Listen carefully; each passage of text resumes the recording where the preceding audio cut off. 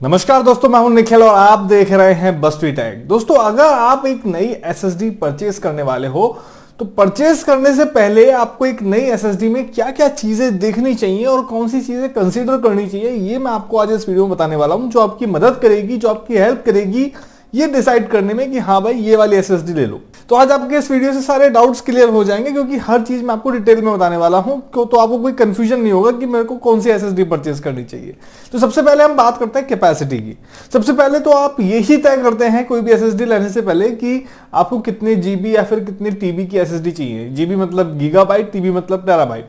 तो एसएसडी की अगर हम बात करें तो 128 जीबी से लेके 15-20 टीबी तक की कैपेसिटी में अवेलेबल आती है। लेकिन आप क्या प्लान कर रहे हो ये मैटर करता है, आप किस वजह से एसएसडी ले रहे हो ये मैटर करता है। आप में से काफी सारे यूजर्स ऐसे हैं जो अब एचडीडी से स्विच करना चाहते हैं एसएसडी में, यानी कि पहले वो एचडीडी यूज करते होंगे, जो अब सोच रहे हैं कि यार बहुत हो गया स्लो कंप्यूटर, अब एसएसडी चला लेते हैं, एसएसडी लगा ली जाए।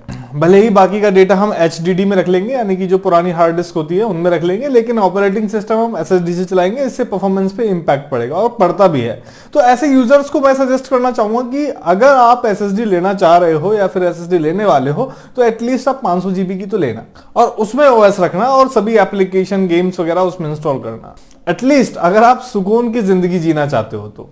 क्योंकि अगर आप 128, 240, 250 जीबी की आप एसएसडी ले भी लोगे तो धीरे धीरे क्या होगा, उसका आप जैसे जैसे यूज करोगे, एप्लीकेशन इंस्टॉल करोगे तो उसमें स्पेस कम बचेगा, 10, 20, 30 जीबी बचेगा, और उसके बाद आपका कंप्यूटर फिर से स्लो होने लगता है। सिस्टम ड्राइव में आपकी प्रॉपर स्पेस होना चाहिए उसको प्रॉपर तरीके से रन होने के लिए, इसलिए अब मैं आपको यहाँ पे रिकमेंड कर रहा हूँ मिनिमम 500 जीबी की एसएसडी लेने के लिए। बाकी और जिनका पर्पस कुछ और है, एकदम ही फ्रेश स्टोरेज डिवाइस लेने का है, तो उनके लिए वो कितनी भी स्टोरेज लिमिट हो सकती है, वो कितने भी ले सकते हैं।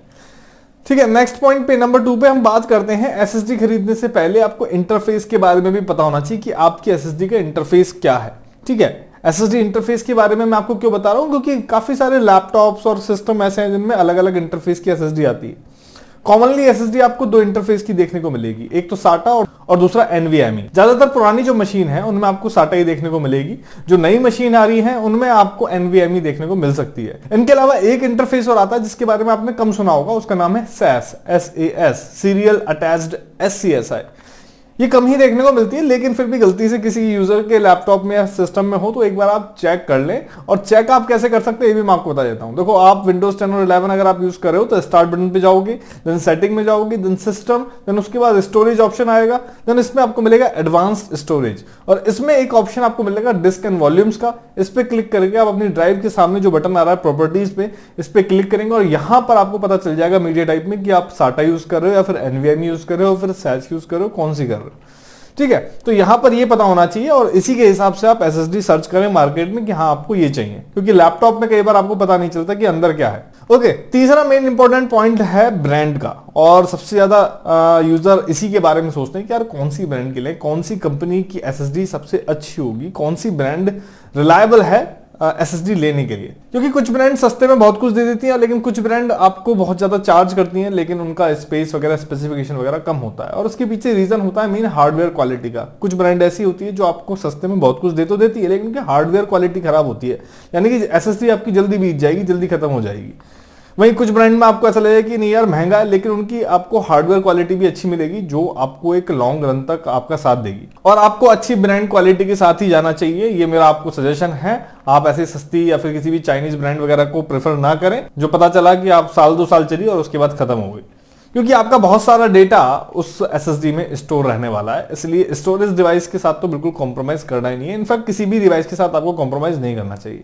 और ये देखने के लिए आप सिंपल गूगल पे सर्च कीजिए, इधर उधर मत भटकिए कौन सी ब्रांड सबसे ज्यादा बेहतर है, कौन सी बेकार है। तो ये सब चीजें सर्च करने के लिए गूगल का यूज कीजिए। टॉप 10 ब्रांड्स भी सर्च करेंगे तो टॉप 10 में से आप टॉप 5 भी चूज कर लेंगे तो भी आपके लिए बेस्ट है, चाहे वो सैमसंग हो, चाहे क्रूशियल हो, चाहे कोर्सेर हो, एक्सेट्रा एंड एक्सेट्रा। तो आप इनमें से कोई सी भी ब्रांड चूज कर सकते हैं। जस्ट आपकी जो मैं आपको क्राइटेरिया बता रहा हूं, जो चीजें आपको नोट करनी चाहिए वो आपके फुलफिल होनी चाहिए।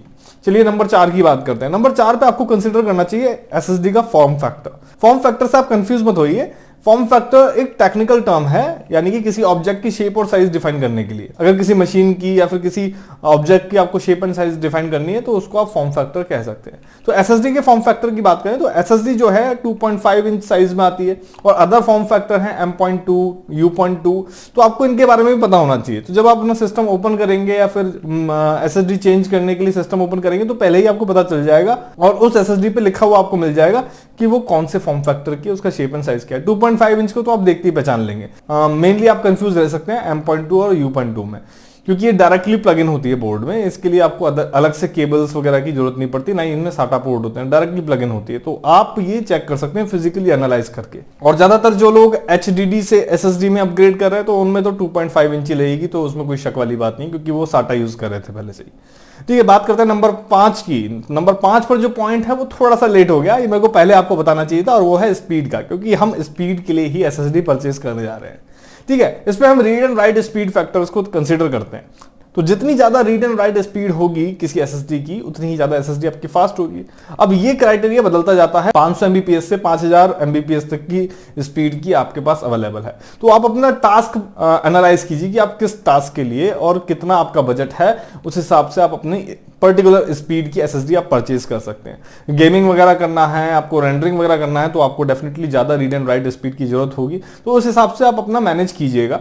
हालांकि अगर मैं बात करूं एसएसडी में lowest read and right speed की, जो कि अगर 400-500 read and Mbps read and right speed की भी आप लेते हैं तो वो भी आपको एक बेहतर रिजल्ट प्रोवाइड करती है जो आप रेगुलर एचडीडी यूज करते हैं उससे। ओके, चलिए बात करते हैं नंबर 6 की, और ये हमारा लास्ट पॉइंट है जिस पर आकर हर किसी का मन डगमगाने लगता है, और वो है प्राइस पॉइंट। देखो, जब इससे पहले के जो मैंने आपको 5 पॉइंट बताए, अब ये आपकी अगर फाइनल हो जाते हैं तो आपके पास एक ही ऑप्शन बचता है कि हाँ ठीक है, आपके बजट के अंदर ये पांचों चीजें फिट हो जानी चाहिए। सपोज आप किन्हीं 2 ब्रांड पे पहुंचे कि यार मेरे पास 2 ब्रांड हैं, अब इनमें से मुझे एक चूज करनी है, इनमें से मुझे एक हार्ड ड्राइव लेनी है। तो जाहिर सी बात है कि जिसका प्राइस कम होगा और ऊपर के जो 5 पॉइंट हैं वो फुलफिल कर रहे होंगे तो आप वही लेंगे। लेकिन इस पर भी आपको रिसर्च कर लेनी चाहिए। ठीक है, थोड़ा सा आप और रिसर्च करेंगे, थोड़ा सा टाइम देंगे, थोड़ा सा अपनी मेहनत करेंगे, तो आपका बजट जैसे सपोज अगर 5000 रुपए स्पेंड करने का, तो उसमें कई बार ऐसा होता है कि आप 1500 रुपए और स्पेंड करें तो आपको एक अच्छा ऑप्शन मिल जाए पर्टिकुलर ब्रांड में।